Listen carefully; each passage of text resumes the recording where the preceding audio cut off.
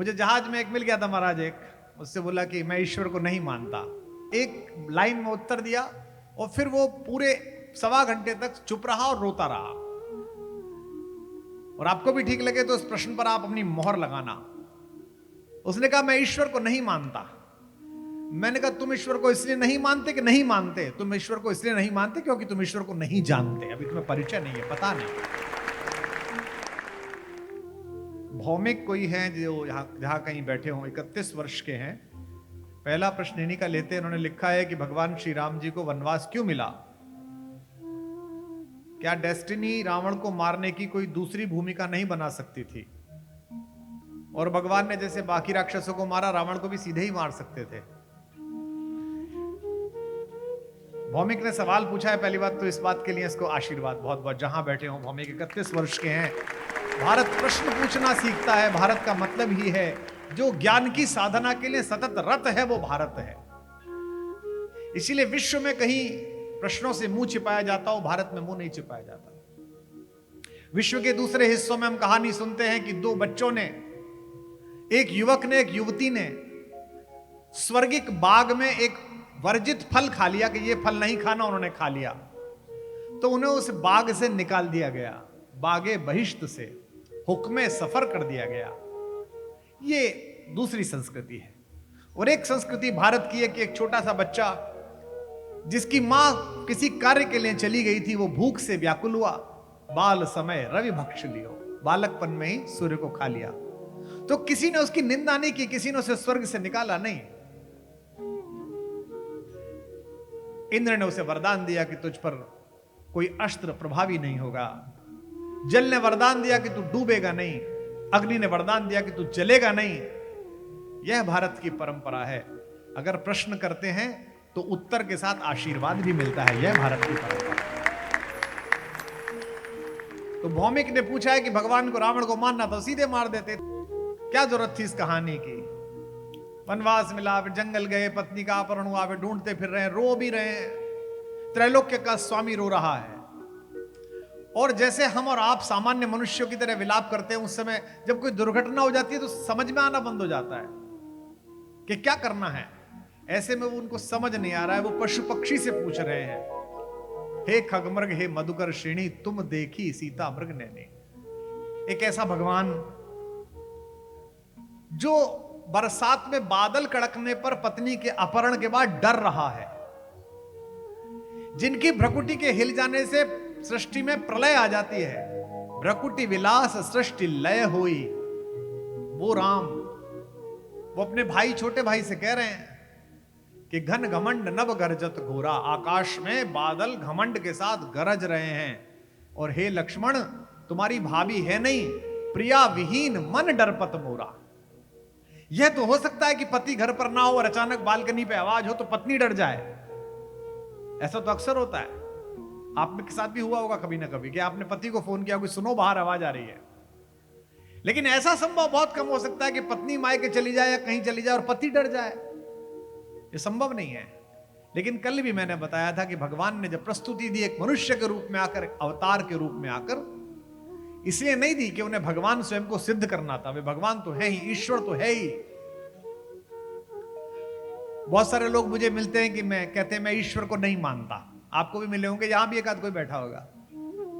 हमारी उनसे कोई प्रतिद्वंदता नहीं है, हमसे नाराज नहीं है। मुझे जहाज में एक मिल गया था महाराज, एक उससे बोला कि मैं ईश्वर को नहीं मानता। एक लाइन में उत्तर दिया और फिर वो पूरे 1.25 घंटे तक चुप रहा और रोता रहा। और आपको भी ठीक लगे तो इस प्रश्न पर आप अपनी मोहर लगाना। उसने कहा मैं ईश्वर को नहीं मानता। मैंने कहा तुम ईश्वर को इसलिए नहीं मानते कि नहीं मानते? तुम ईश्वर को इसलिए नहीं मानते क्योंकि तुम ईश्वर को नहीं जानते, अभी तुम्हें परिचय नहीं है, पता नहीं। 5वीं क्लास के बच्चे को एमटेक कंप्यूटर साइंसेस की किताब दे दो और वो कहे मैं इसे नहीं जानता, तो उस पर गुस्सा नहीं करना चाहिए। वो पहुंचा ही नहीं है वहां तक। हमारे बहुत सारे लोग कहते हैं ये कैसे हो गया, मैं जानता ही नहीं हूं। तुम तो पहले भी नहीं जानते थे। आज से 150 साल पहले बंगाल में, राजस्थान में, महाराष्ट्र में गांव के किसी पंडित जी ने कथा सुनाते समय जब यह कहा कि आकाशवाणी हुई, तो अंग्रेज हंसता था हम पर। अंग्रेज कहता था कि कोई दिखाई नहीं दे रहा तो आवाज कहां से आई। और अभी 70 साल पहले बुश के रेडियो के कान उमेटते समय आपके कलकत्ता के रानीगंज के दुर्गापुर के घर में दिल्ली से आवाज आई, यह आकाशवाणी है, अब आप देवकी नंदन पांडे से समाचार सुनिए। तो हमारे आध्यात्म की सीमाएं जीत गईं और आपके विज्ञान की सीमाएं कमजोर पड़ गईं। मैं विज्ञान का विरोधी नहीं हूं, मैं विज्ञान का विद्यार्थी रहा हूं, पर हां विज्ञान की सीमाएं कम है, विज्ञान अपनी सीमाएं फैला रहा है। आध्यात्म असीमित है और विज्ञान कितना भी बड़ा हो जाए ईश्वर तक नहीं पहुंचेगा, ज्ञान नहीं पहुंचेगा, भगवान तक पहुंचेगा तो प्रेम पहुंचेगा और भक्ति पहुंचेगी, केवल दो चीजें पहुंचेगी, ज्ञान कभी नहीं पहुंचेगा। आज से 100 साल पहले जब हमारा ब्राह्मण कहता था कि भगवान ने तीर मारा नाभि में रावण गिरा हे राम कहता हुआ, तो आकाश में देवता प्रकट हुए और देवताओं ने कहा साधु साधु वीर हे रघुनाथ आपकी जय हो। स्वयं दशरथ जी भी आए, तही अवसर दशरथ तह आए, उसी समय दशरथ पधारे। तो अंग्रेज कहता था ऐसे कैसे कोई आ सकता है, जब कोई है नहीं तो आकाश में कैसे दिखेगा। और आज महाबलेश्वरम में, गोवा में, शिमला में, इटली में प्रपोज करने के लिए जाते हुए नए जोड़े जब लेजर से अपना 3D अक्स बनवाते हैं और वहां प्रपोजल देते हैं और सामने आप स्वयं उपस्थित हो जाते हैं चित्र के रूप में, तो विज्ञान हार जाता है और आध्यात्म जीत जाता है। यही एक सामान्य। तो भौमिक इस राम की कहानी को, इस कथा को कथा की तरह मत सुनो कि भगवान क्यों नहीं चाहते थे। वे तो अभिनय में हैं और वे प्रतीक माध्यम से बता रहे हैं। इसीलिए शुरू में ही गोस्वामी जी ने पार्वती जी के विषय में कहवा दिया शंकर जी से कि तुम रघुबीर चरण अनुरागी, तुम राम के चरणों की अनुरागिनी हो, लेकिन कीनो प्रश्न जगत हित लागी, तुम जगत के कल्याण के लिए प्रश्न पूछ रही हो, पता तो तुम्हें है ही। कुछ एक प्रतीक मैं तुम्हें भौमिक बता रहा हूं जिस पर ये तुम्हारे रानीगंज के लोग भी मोहर लगाएंगे। रावण रावण नहीं है, कोई पात्र नहीं है। रावण प्रतीक है, एक सिंबल है। किस बात का? प्रभुता दो प्रकार की होती है, एक अनाचारी और एक सदाचारी। हमारे पुलिस के अधिकारी बैठे हैं, चौराहे पर किसी गुंडे के हाथ में आपको रिवॉल्वर दिख जाए तो आप डर जाते हैं, लेकिन भारी आपत्ति के समय में इनके हाथ में रिवॉल्वर दिख जाए तो आप भरोसे से भर जाते हैं कि आप ठीक हो जाएगा, अब पुलिस के लोग आ गए। यह है शक्ति। अगर अनाचारी के पास है तो जगत के भय का कारण है, और शक्ति अगर सदाचारी के पास है तो जगत की आश्वस्ति का कारण है।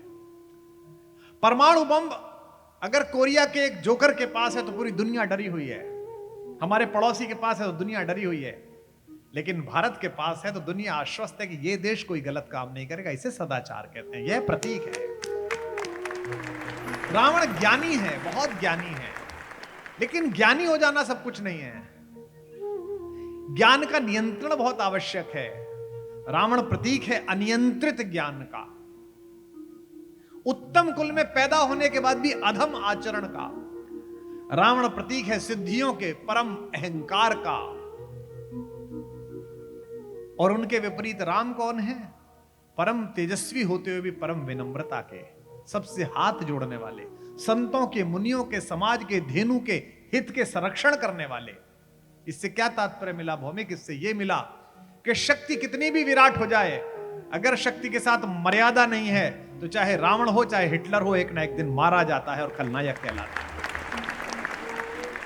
इसलिए राम और रावण की लड़ाई कोई सामान्य लड़ाई नहीं है।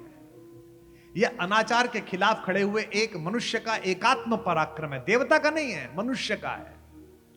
देवता तो 2 मिनट में समाप्त कर दे, एक क्षण में समाप्त कर दे। लक्ष्मण जी कह रहे हैं भ्रकुटी विलास सृष्टि लय होई, सपने संकट परे की सोई। लेकिन राम अपने आचरण से, अपनी मर्यादा से हम सबको यह बताने की कोशिश कर रहे हैं इस कथा के माध्यम से कि आपके पास कितनी भी सिद्धियां हो, आपके पास कितना भी धन हो, आपके पास कितनी भी ताकत हो, अगर उसमें अनाचार सम्मिलित है ना एक दिन आपका नाश होगा। अयोध्या तो सोने की नहीं है भाई। अयोध्या में तो कोई प्रसंग नहीं आता कि दशरथ जी ने कहा कि जैसे घर में मैं रहूंगा वैसे में आप रहेंगे, नहीं, कभी नहीं आया। रावण के यहां है। रावण ने लंका वासियों से कहा कि जैसे घर में मैं रहता हूं वैसे में आप रहेंगे, मैं सोने के घर में रहूंगा, आप भी सोने के घर में रहेंगे। लेकिन उसके बाद भी लंका नहीं बची। एक ही घर बचा लंका में विभीषण का, जिसके हृदय में ईश्वर है, जिसके हृदय में राम है। अपने घर में विचार करके देखिए, स्वयं भी विचार करके देखिए कि हम जो ये सोने की अपने चारों तरफ सृष्टि बना रहे हैं, अच्छे घर बना रहे हैं, बहुत अच्छी बात है, हमारा ऐश्वर्य है, लेकिन इसके मूल में ईश्वर है कि नहीं है? ये जो मैं है कि मैंने बनाया है, मैंने किया है, मैं करने वाला हूं, ये रावण तत्व है। और यह जो मूल है कि होई है वही जो राम रचि राखा, ये राम तत्व है, ये भगवान का रामत्व है जो आपके और हमारे अंदर होना चाहिए। राम का और रावण का संघर्ष मर्यादा और शालीनता के संयोग का संघर्ष है, अशालीनता और अमर्यादित आचरण का। जैसे भगवान बन गए तो यह भी एक प्रतीक शास्त्र है। खुशियों के बीच में अचानक दुख आ सकता है, इसके लिए तैयार रहना। अंग्रेजी का एक बहुत बड़ा विद्वान हुआ है शेक्सपियर, उसने कहा है कि happiness is but an episode between the general drama of pain. जीवन दुख का नाटक है, उसमें खुशी का एपिसोड आता है। पर आपकी समस्या यह है कि खुशी के एपिसोड को हम पकड़ के रखना चाहते हैं। आश्चर्य है। और यही कारण है कि इस देश में हम संबंधों को भी टेलर मेड करवा रहे हैं, कस्टमाइज करवा रहे हैं। जिस देश में 7 जन्मों तक साथ निभाने की योजना बनाई जाती थी, वहां 10 में से 6 तलाक हो रहे हैं। और आप उनके कारण देखो तो आप सिर पीट लोगे कि जी ये खर्राटे लेता है, बताइए इस बात पे तलाक हो रहा है। क्योंकि आप दूसरे को टेलर मेड चाहते हो कि जैसा मैं सोचता हूं, जैसा मैं सोचती हूं, वैसा होना चाहिए। और प्रकृति टेलर मेड होगी नहीं, प्रकृति जैसी ईश्वर सोचता है वैसी होगी। जिस दिन आप ईश्वर की सोच के अनुसार अपनी सोच मिला लोगे, उस दिन से आपके मन में परमानंद बसना प्रारंभ हो जाएगा, प्रतिपल आनंद बसना शुरू हो जाएगा। नए बच्चे आए हैं, लड़कियां आई हैं, लड़के आए हैं, क्या है एंजाइटी? जो तुम सोचते हो कि ये होना चाहिए और जो ईश्वर ने तय कर रखा है ये होगा, इसके बीच का गैप एंजाइटी है। आप पूरा प्रयास करिए, पूरे मन से काम करिए, होगा तो बहुत अच्छा, ना होगा तो बहुत अच्छा।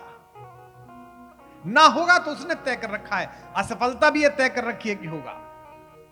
और आप सब इतने महत्वपूर्ण लोग, इतने धनी लोग, इतने अधिकारी लोग, इतने साधु संत लोग, इनसे भी 5 फुट 6 फुट ऊपर बैठकर एक आदमी जो बोल रहा है वो जीवन में असफलता के कई चरण भोग कर आया है। मैंने बहुत सारे चरण असफलता के भोगे और हर बार ये सोचा है ये ईश्वर ने दिए तो कुछ बड़ा होगा, और मैं मानकर चला। जब जब असफल हुआ तब तब उससे बेहतर कुछ खड़ा हुआ मुझे मेरा मार्ग में। राम के जीवन में वो तथाकथित असफलता जो एक रात की है, जब मां कहती है कि बेटा क्या हुआ, तो राम कहते हैं कि पिताजी ने मुझे जंगल का राज्य दे दिया। पिता दीन मोई कानन राजू, जही सब भांति मोरे बड़ काजू। ये इसी बात का प्रतीक है। भौमिक को मैं यही समझाने का प्रयास कर रहा हूं कि भौमिक, जीवन की खुशियों के एपिसोड इस बड़े नाटक में थोड़े थोड़े आएंगे, उसमें परमानंद लो।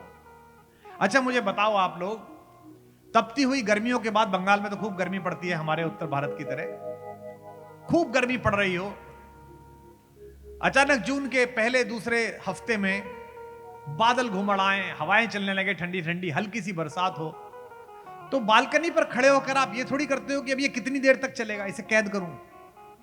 और 4 घंटे बाद आप रोते भी नहीं हो छाती पीट के कि अरे इतना अच्छा था, ये खत्म क्यों हो गया। आप सिर्फ उसे जीते हो।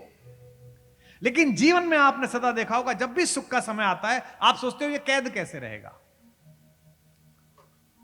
सुख में तू बिल्कुल ना ठहरे, लाख बिठाएं तुझ पर पहरे, दुख में तू बिल्कुल रुक जाए, कैसी उल्टी रीत, समय तू जल्दी जल्दी बीत, समय तू जल्दी जल्दी बीत। लेकिन इस दुख के क्षण में, इस कष्ट के क्षण में, जो तथाकथित कष्ट है कि राम से कहा जा रहा है कि जंगल चले जाओ, इसमें वो अपना हित ऊपर नहीं रख रहे, इसमें वो जगत का हित ऊपर रख रहे हैं, परिवार की मर्यादा ऊपर रख रहे हैं। वनवास जाना राम का प्रतीक है इस बात का कि दुखद परिस्थितियां आएंगी जीवन में, लेकिन उन्हें सुख में कैसे बदलना है, उन्हें जगत के कल्याण के लिए कैसे बदलना है, यही आपकी ताकत है। राम के वन जाने से पहले जंगल के बारे में अच्छी इमेज नहीं थी, अच्छी धारणा नहीं थी। माना जाता था कि जंगल में तो पशु रहते हैं, शेर रहते हैं, या फिर वैरागी रहते हैं, ऐसे लोग जो जगत से जुड़े हुए नहीं है, कुछ भी खा लेते हैं, जो फल गिरा वो खा लिया, जो पानी मिला वो पी लिया, बिना झोपड़ी बनाए रह गए। और गए कौन है? दशरथ के 2 बेटे, त्रैलोक्य के सबसे बड़े राजा के बेटे। और दशरथ भी कोई सामान्य राजा नहीं थे कि ऐसी किसी रियासत के राजा हों। देवासुर संग्राम में इंद्र बुलाता था जब हारता था तो, और जब दशरथ पहुंचते थे तो इंद्र अपना आसन छोड़कर आधा आसन देता था कि प्रभु यहां बैठिए आप। इतना बड़ा फाइटर, इतना बड़ा योद्धा दशरथ, जो 10 रथों को एक साथ चला सके उसे दशरथ कहते थे। मैं थोड़ा अलग सोचता हूं, मैं सोचता हूं 5 कर्मेंद्री 5 ज्ञानेंद्री जो 10 के 10 पर अपना अंकुश रख सके उसे दशरथ कहते हैं। उसी के घर राम पैदा होता है। राम के जंगल जाने से पहले जंगल का छवि संसार बहुत गलत था, जंगल की इमेज बहुत गलत थी। राम जंगल गए और राम ने बताया समाज को, तथाकथित सभ्य समाज को, कि तुमसे बेहतर लोग, तुमसे अच्छे लोग उस जंगल में रहते हैं। इस जंगल में निषाद रहता है, इस जंगल में सुग्रीव रहता है, इस जंगल में शबरी रहती है, और जिसका जिक्र कर रहा हूं उसके स्वागत में एक बार जय घोष उठे। इस जंगल में बजरंग बली हनुमान रहते हैं, उनका स्वागत है। पूरी अयोध्या रो रही है लेकिन राम प्रसन्न है। बरसात आ गई है अयोध्या में, लोग बरसात का आनंद नहीं ले रहे। महिलाएं कह रही हैं कि ये तो महल में रहते थे, जंगल में कोई झोपड़ी भी मिलेगी कि नहीं मिलेगी। और जगत के कल्याण के लिए अपनी जिह्वा पर सरस्वती को विराजमान करके अपने प्राणों से भी प्रिय राम को वन भेजने वाली कैकेयी जगत की गालियां खा रही है। इस कहानी में अगर कोई शिव है तो कैकेयी है। इस कहानी में अगर कोई कालकूट पीने वाला कंठ है तो वो माता कैकेयी का कंठ है। कैकेयी को पता है कि मैं क्यों भेज रही हूं इस बच्चे को, लेकिन फिर भी गाली खा रही है। हमारे घर में ऐसे बहुत सारे लोग हैं जो 2 लोगों के बीच का झगड़ा टालने के लिए दोनों की गालियां खाते हैं। वे सब शंकर के अनुयायी हैं, वे सब शंकर तत्व में, महादेव तत्व में। हम छोटे थे तो हमारी माँ, हमारी बुआ चौमासे के टाइम में, चातुर्मास के टाइम में, बरसात के टाइम में ढोलक लेके गाने जो गाती थी, जो भजन गाती थी, उसमें खूब कैकेयी को गाली पड़ती थी। और हम भी ये सोचते थे कि कैकेयी कितनी दुष्ट है कि राम को वन भेज दिया। लेकिन मैंने कल भी निवेदन किया कि राम अगर वन न जाते तो अयोध्या को राजा तो मिलता, लेकिन हमको हमारा भगवान न मिलता, हमको मर्यादा पुरुषोत्तम न मिलते। ओ मैया तेने, हमारी मां गाती थी, ओ मैया तेने काठानी मन में, राम सिया भेज देरी वन में। ओ मैया तेने काठानी मन में, राम सिया भेज देरी वन में। कैकेयी तेने काठानी मन में, राम सिया भेज देरी वन में। मायरी तेने काठानी मन में, राम सिया भेज देरी वन में। हठीली तेने काठानी मन में, राम सिया भेज देरी वन में। पूरी प्रकृति में अकेली कैकेयी है जिसने जगत के कल्याण के लिए अपना बेटा दे दिया है, दोनों बेटे दे दिए। ओ मैया तेने काठानी मन में, राम सिया भेज देरी वन में। यद्यपि भरत तेरो ही जायो, यद्यपि भरत तेरो ही जायो, तेरी करनी देख ल जायो। तेरी करनी गाइए। देख ल जायो। यद्यपि भरत तेरो ही जायो, यद्यपि भरत तेरो ही जायो, तेरी करनी देख ल जायो। तेरी करनी देख ल जायो। अपना पद तेने आप गवायो, अपना पद तेने आप गवायो। भरत की नजरन में राम सिया भेज देरी वन में। मायरी तेने काठानी वन में, राम सिया भेज गई वन में। कठोरी तने काठानी वन में, राम सिया भेज गई वन में। पूरी अयोध्या रो रही है कि महलों में रहने वाले इस चौमासे में कैसे जी रहे होंगे। मिथिला की राजकुमारी तो इतनी कोमल है कि कैसे पानी में किसी पेड़ के नीचे, किसी वृक्ष के नीचे खड़ी होगी। महल छोड़ वहां नहीं रे मढ़ैया, महल छोड़ वहां नहीं रे बढ़ैया। सिया सुकुमारी संग दो भैया, सिया सुकुमारी संग दो भैया। महल छोड़ वहां नहीं रे मंडैया, महल छोड़ वहां नहीं रे बढ़ैया। सिया सुकुमारी संग दो भैया, सिया सुकुमारी संग दो भैया। काहू बिछतर भीजत होंगे, काहू बिछतर भीजत होंगे, तीनों में हन में राम सिया भेज गई वन में। ओ रानी तने काठानी वन में, राम सिया भेज गई वन में। के कई तने सबकी तालियां। काठानी वन में, राम सिया भेज गई वन में। राम सिया भेज गई वन में। जो षड्यंत्र करता है, षड्यंत्र अंततः उसे खा जाता है। जो भी षड्यंत्र करेगा घर में, समझ लेना अंत में षड्यंत्र का वही शिकार बनेगा। कौशल्या की छिन गई वाणी, कौशल्या की छिन गई वाणी। रोए न सकी उर्मिला दीवानी, रोए न सकी उर्मिला दीवानी। के कई तू बस एक ही रानी, के कई तू बस एक ही रानी, रह गई महलन में राम सिया भेज गई वन में। ओ रानी तने काठानी वन में, राम सिया भेज गई वन में। राम सिया भेज गई सबकी तालियां सम्मिलित हो। राम सिया भेज गई वन में। राम सिया भेज गई वन में। बोलो कैकेयी महारानी की। जगत के कल्याण के लिए। तो भौमिक ने पूछा कि भगवान तो मार सकते थे रे, भगवान तो छोड़ो।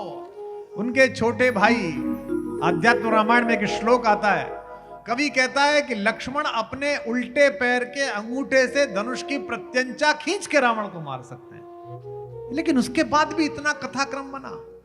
आप सबको 3 घंटे की फिल्म देखते समय पता चलता है, पता होता है आपको कि ये जो विलेन बन के आया ये लास्ट में मरेगा, और ये जो लड़का पिट रहा है 2.5 घंटे तक ये आखिर में जीतेगा। आपको सबको पता होता है। अभी तो एक ही पार्ट रिलीज हुआ है, मार्च में दूसरा होगा, उसका पता है।